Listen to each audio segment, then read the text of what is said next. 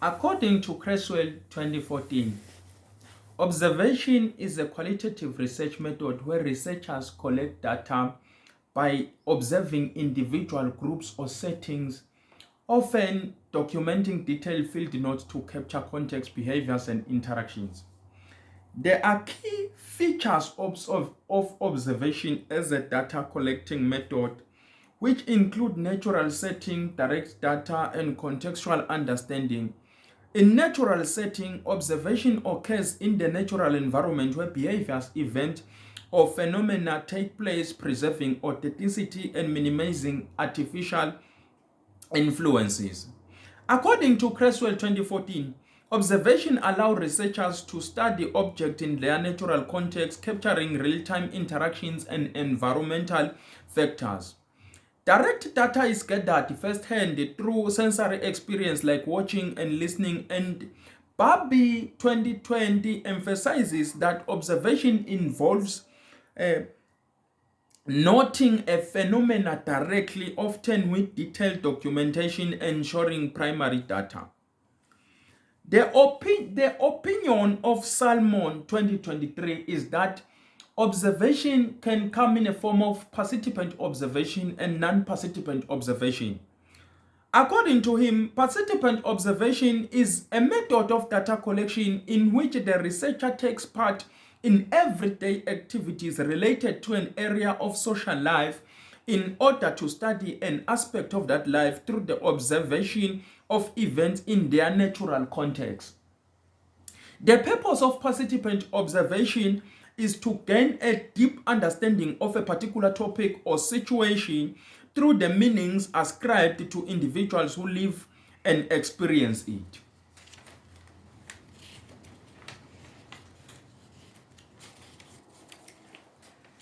According to EC Sociology 2024, non-participant observation is a form of observation where the researcher observes a social situation without directly interacting with or participating in the activities being studied. This method allows the researcher to maintain a degree of objectivity as they remain detached from the group or context they are observing. The researcher remains an external entity, maintaining distance to avoid influencing the behavior of those people being studied. Non-participant observation can be structured or unstructured. In structured non-participant observation, the researcher enters the field with a clear set of guidelines or categories for recording behavior. They may have a checklist or specific behaviors to observe. In contrast, unstructured non-participant observation is more flexible, allowing the researcher to record whatever they find relevant as the situation unfolds. Observation as a technique for data collection has a number of merits, according to Santafati 2019. One of the advantages of observation is that it is an economical instrument in terms of time, money, and labor. A huge amount of information can be collected about the behavior of a single subject or a number of subjects at a time, or study a phenomenon within the time limit and resources. Therefore, observation is an economical tool in that regard. Another advantage of this method is that it widens possibility for the researcher to study the behavior and know about the nature of an episode, event, or thing in its very natural and original form. The researcher gets the information about the event, the way it occurs or performed spontaneously by the concerned persons in their real life world. So in that way, the method maintains accuracy of the data.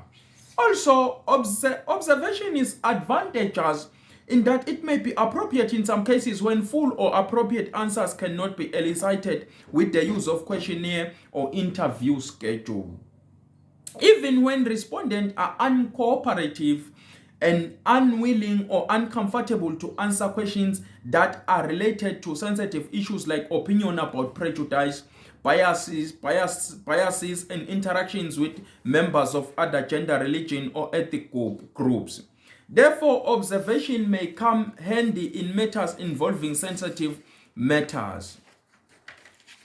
Now, lastly, there are many limitations in this study according to Creswell 2013. A researcher may have problems of being intrusive. The participant may be annoyed by the researcher in a way that can make them feel uncomfortable. Also, private information may be observed that the researcher cannot report. The researcher may also not have good attending and observing skills. A bad observer may be biased in a way that the observer may have influence of his personal beliefs and expectations, resulting in him viewing the data and perceiving it wrongly.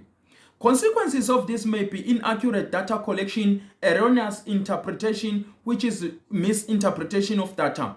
This can also result to exaggerated results as the researcher may favor certain outcomes.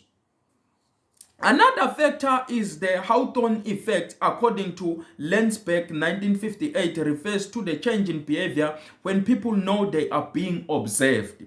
This effect on the participant can result in artificially filtered behavior when they are aware of being observed.